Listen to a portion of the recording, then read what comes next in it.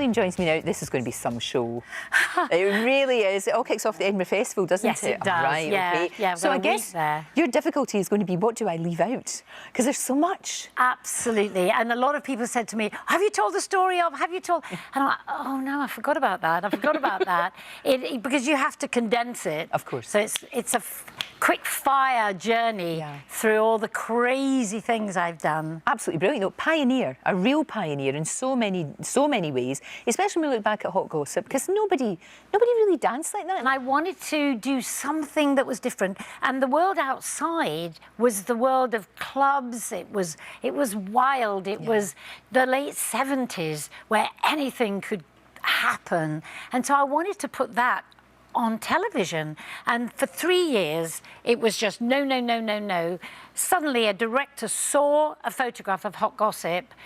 He was doing the Kenny Everett video show, and he said, I want that group on television. And it changed everything, not just because Hot Gossip felt like it had overnight fame, but because dance on television changed completely. It really did. From that moment on. You also worked with Queen. Now, that must have been incredible, absolutely incredible to work with that band. It was absolutely fantastic. Working with Freddie was like nothing else. And he was totally involved in everything that you were going to portray him as.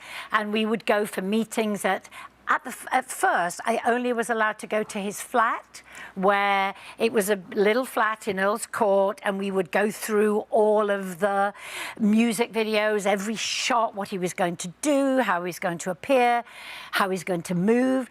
And then as I became familiar with him and he with me, I was then invited to the incredible house in Kensington, not just to discuss music videos, but some wonderfully wild parties. Oh, I'll bet. I've heard the stories. Yes. I don't think we can tell them. I think it's too early. No.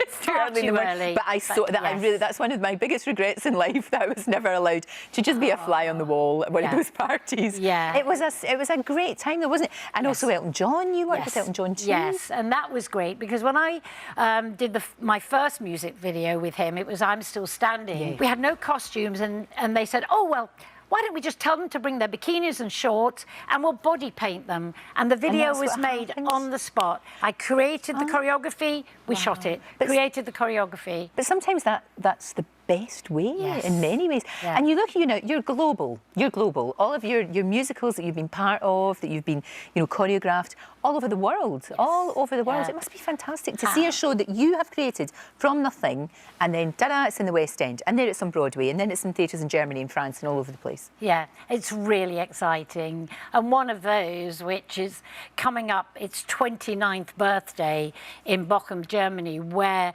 the theatre was built for the show, is Starlight Express, which has been here on Broadway all over the world. And we recently did the show in English, a one-night show in English in Germany, and it was packed out. And of course the theatre and the scale of it has been built for the show, and it just goes on and on and on and on. Purpose-built theatre, it's fantastic, isn't it? I feel like you're in a really good place in your life, things have really worked out. It must be very satisfying to know that you've worked with all these incredible legends, and that actually I feel as if there's just like so much more still to come, Arlene. I know, I always feel like when am I going to stop? When am I going to say, look how old you are, give it up? But every day I wake up and I'm refreshed, and I find everything that I'm asked to do exciting. Because you did Panto for the first time last year. I remember we talked about it. Fairy Bow Bells. Fairy Bow Bells. You can do it again. You should, because it's great fun. I don't know. I wanted to do something different. Every year I want to do something different. So last year it was pantomime. This year it's my own tour, and chatting about my life and gossiping about everything that goes on behind the scenes. And will people be able to ask you questions as well? Yes, we've got a Q&A. That's a really good idea, I think. Yes, because a lot of people want to ask me a lot of things, not just about Strictly. Sure. I know, but you get that all the time, don't you? You're always going to get that. It's because people really liked you there. I still miss you on that show. I really do. And I thought they might bounce you back in again. But the thing is, you've got so much going on at the moment, it'd be difficult.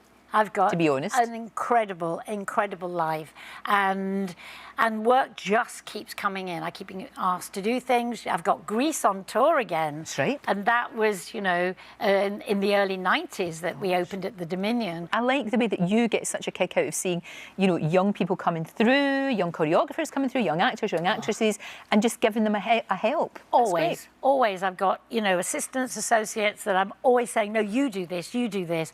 But also the wonderful choreographers there are now that are really, you know, from the UK, and they are just fantastic, inventive, gorgeous.